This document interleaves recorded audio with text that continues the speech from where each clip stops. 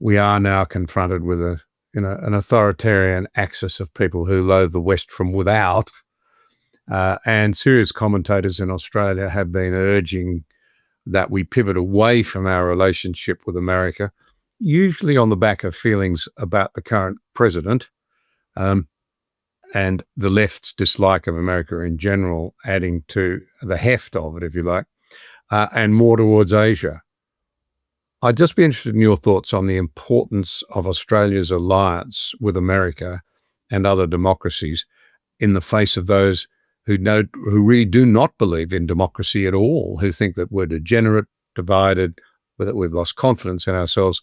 We're ripe for, if you like, surrendering the advantages and the position that we held as the upholders of the liberal global order. The practical reality is that Australia being where it is, our history has always been marked by and defined by our ability to forge alliances with great powers that, even if they're quite different from us, share some common beliefs and some common interests.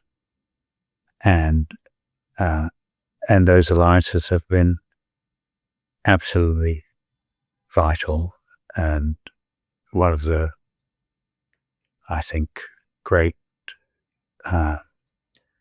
skills that Australia has shown over the years under governments of different political complexions has been to manage as best it can those alliances and to adapt to changes in the global order and in the global distribution of power.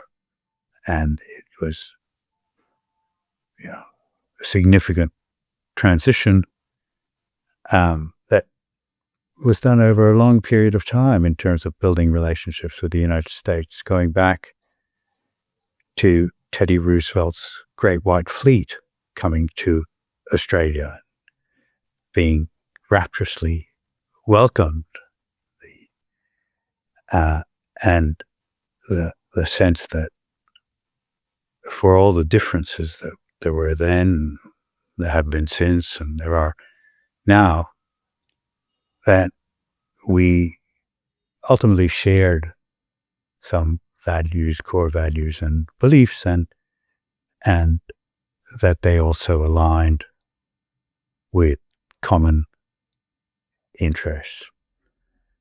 And I don't see the Trump administration as really changing that logic at all. Administrations will come and go. You'll like some and dislike others. Just as in Australia, governments will come and go. But geography, values, and interests have a much greater degree of permanence. And I can certainly remember similar arguments being put at the time of Reagan, and I'm sure you can too. Because Reagan was cast as, basically for some people a fascist, for other people just out there. But the reality was obviously quite different. And we derive so much from that alliance that I find it difficult to contemplate a secure Australia that didn't have it. I just don't see what it would look like and what our security would involve.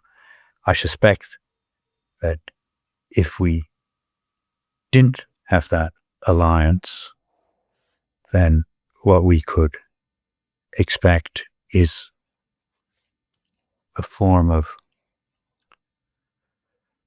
what you might call soft hegemony by China. Not that they tried to take us over, because it's absurd, but a soft hegemony.